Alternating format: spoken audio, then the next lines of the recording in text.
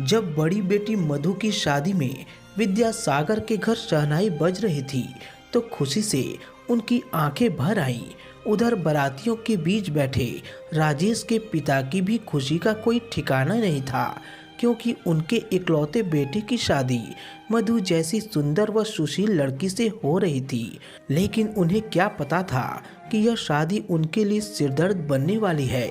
शादी को अभी 2 दिन भी नहीं हुए थे कि मधु राजेश को नामर्द बताकर मायके आ गई। ये बात दोनों परिवारों के गांवों में जंगल में लगी आग की तरफ फैल गई। सब अपनी अपनी कहानियां बनाने लगे। कोई कहता कि राजेश ज्यादा शराब पीकर नामर्द बन गया है, तो कोई कहता कि वह पैदाइशी नामर्द है। इससे दोनों परिवारों की इज्जत धूल में मिल गई। राजेश जहां भी जाता गांव वालों से यही सुनने को मिलता कि उन्हें तो पहले से ही मालूम था कि आजकल की लड़की उस जैसे गंवार के साथ नहीं रह सकती। विद्यासागर के दुखों का तो कोई अंत ही नहीं था। वे बस एक ही बात कहते, मैं अपनी बेटी को कैसे खाई में ढकेल रहा था। मधु के घर में मातम पसरा हुआ था, पर जैसे उसके मन में कुछ और ही चल रहा था। मधु की ससुराल वाले बस यही चाहते थे कि वे किसी तरह से मधु को अपने यहाँ ले आए, क्योंकि गांव वाले उनको इतने ताने मार रहे थे कि उनका घर से निकलना मुश्किल हो गया था। राजेश के पिता विद्यासागर से बात करना चाहते थे, पर उन्होंने साफ इनकार कर दिया था। कुछ दिनों बाद मधु के ससुराल वाले कुछ गांव वालों के साथ मधु को लेने आए, तो मधु ने जाने से साफ इनकार कर दिया। विद्यासागर ने भी मधु की ससुराल वालों की उनके गांव वालों के सामने जमकर बेइज्जती कर दी और धमकाते हुए कहा, आज के बाद यहाँ आया तो तेरी टांगे तोड़ दूंगा। यह सुनकर राजेश के पिता भी उन्हें धमकाने लगे, अगर तुम अपनी बेटी को मेरे साथ नहीं भेजोगे तो मैं तुम पर केस कर दूंगा। विद्यासागर ने कहा, जो करना है कर ले, पर मैं अपनी बेटी को तेरे घर कभी नहीं भेजूंगा। मामला कोर्ट में पहुंच गया। मधु तलाक चाहती थी, पर राजेश उसे रखना चाहता था। कुछ दिनों तक केस चला, लेकिन दोनों परिवारों की माली हालत कमजोर होने की वजह से उन्होंने आपस में समझौता कर लिया। वह तलाक हो गया। मधु बहुत खुश थी, क्योंकि वह तो यही चाहती थी। एक दिन जब मधु सुबह सवेरे दुकान पर जा रही थी, तो वहां उसे दीपक दिखाई दिया, जो उसके साथ पढ़ता था। मधु ने दीपक को धीरे से कहा, आज शाम को मैं तेरा इंतजार मंदिर में करूंगी, वहां आ जाना। दीपक ने कुछ जवाब नहीं दिया। मधु मुस्कुराकर चली गई। जब शाम को वे दोनों मंदिर में मिले, तो मधु ने खुशी से कहा, देख दीपक, मैं तेरे लिए सब छोड़ आई हूँ। वह रिश्ता, वह नाता, सब कुछ मेरे लिए। तुम कहना क्या चाहती हो मधु? दीपक ने थोड़ा चौंक कर उससे पूछा। दीपक, मैं सिर्फ तुमसे प्यार करती हूँ और तुमसे ही शादी करना चाहती हूँ। मधु ने थोड़ा बेचैन अंदाज में कहा। यह तुम क्या कर रही हो मधु?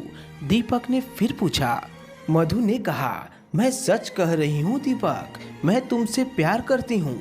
कल यह समाज मेरे फैसले का विरोध करे, इससे पहले हम शादी कर लेते हैं। मधु, तुम पागल तो नहीं हो गई हो? जब गांव वाले सुनेंगे तो मुझे जान से मार देंगे, और पता नहीं मेरी माँ मेरा क्या हाल करेगी। दीपक ने थोड़ा घबरा कर कहा। क्या तुम गांव वालों और अपनी माँ से डरते हो? क्या तुमने मुझसे प्यार नहीं किया? हाँ मधु, मैंने तुमसे ही प्यार किया है, पर तुमसे शादी करूंगा ऐसा कभी नहीं सोचा।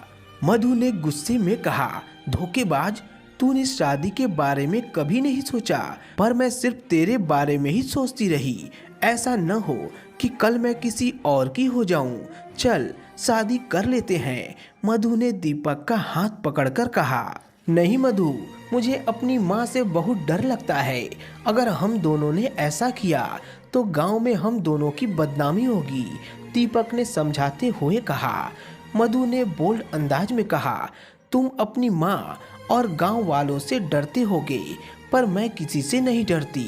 मैं करूंगी तुम्हारी माँ से बात। दीपक ने उसे समझाने की बहुत कोशिश की, पर मधु ने अपनी जिद के आगे उसकी एक न सुनी। अगले दिन जब मधु दीपक की माँ से बात करने गई तो उसकी माँ ने कड़क आवाज में कहा, मुझे नहीं मालूम था कि तुम इतनी गिरी हुई लड़की हो। तुमने इस नाजायज प्यार के लिए अपना ही घर उजाड़ दिया।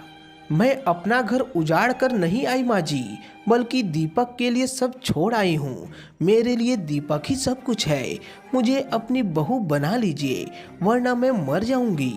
मधु ने गिड़गिड़ा कर कहा, तो मर जा, लेकिन मुझे सेकेंड हैंड बहू नहीं चाहिए।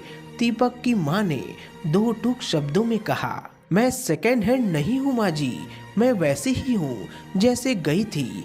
मधु ने कहा, लगता है शादी के बाद तुझ में कोई शर्म लाज नहीं रही है। अंधे प्यार में तुझे पागल बना दिया है। दीपक तेरे गांव का है, तेरा भाई लगेगा।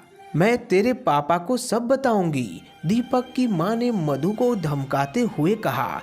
इसके आगे मधु ने कुछ नहीं कहा, वह चुपचाप वहां से चली गई। दीपक की माँ ने विद्यासागर से कहा, तुम्हारी बेटी दीपक के प्यार के चलते ही अपनी ससुराल में न बस सकी। अपनी बेटी को बस में रखो, वरना एक दिन वह तुम्हारी नाक कटा देगी। यह सुनते ही विद्यासागर का गुस्सा सातवें आसमान पर चढ़ गया। विद्यासागर ने घर जाते ही मधु से गुस्से में पूछा, मधु, वह लड़का सच में नामर्द था या फिर तुमने उसे नामर्द बना दिया? वह मुझे पसंद नहीं था, मधु ने बेखौफ होकर कहा, इसलिए तुमने उसे नामर्द बना दिया? विद्यासागर ने गुस्से में कहा।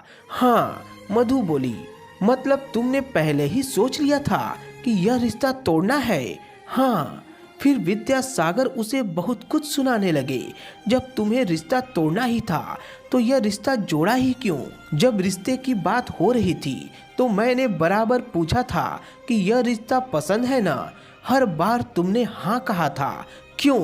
तेरी ससुराल वाले मुझसे बराबर एक ही बात कर रहे थे कि राजेश नामर्द नहीं है, पर मैंने तुझ पर भरोसा करके उनकी एक न सुनी। वह मेरी मजबूरी थी, क्योंकि आपसे कहीं रिश्ता हो ही नहीं रहा था। बड़ी मुश्किल से आपने मेरे लिए एक रिश्ता तय किया, तो मैं उसे कैसे नकार देती? मधु ने शांत लहजे में कहा, जानती हो कि तुम्हारे चलते मैं आज कितनी बड़ी मुसीबत में फंस गया हूँ। तेरी शादी का कर्ज अभी तक मेरे सिर पर है। सोचा था कि इस साल तेरी छोटी बहन की शादी कर देंगे, पर तुझसे छुटकारा मिले तब ना। मधु पिता की बात ऐसी सुन रही थी जैसे उसने कुछ गुनाह ही न किया हो। जेब में एक पैसा नहीं है। तेरा छोटा भाई अभी 10 साल का है, उससे अभी क्या उम्मीद करूं? आसपास के लोग तो बस हम पर हंसते हैं। पता नहीं आजकल के बच्चों को क्या हो गया है, वे रिश्ते की अहमियत क्यों नहीं समझते हैं। रिश्ते तोड़ना तो आजकल एक खेल सा बन गया है। इससे माँ बाप की कितनी परेशानी बढ़ती है, यह आजकल के बच्चे समझे तब ना। वैसे भी लड़कियों को रिश्ता तोड़ने का एक अच्छा बहाना मिल गया है कि लड़का पसंद न हो तो उसे नामर्द बता दो।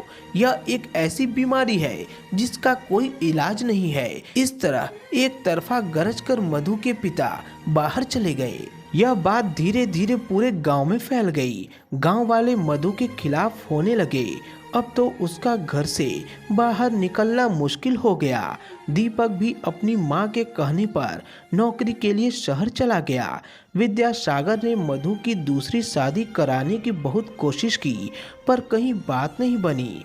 वे जानते थे कि लड़की की एक बार शादी होने के बाद उसकी दूसरी शादी कराना बड़ा ही मुश्किल होता है। इस तरह 1 साल गुजर गया। मधु को भी अपनी गलती का एहसास हो गया था। वह बराबर यही सोचती, मैंने क्यों अपना घर उजाड़ दिया?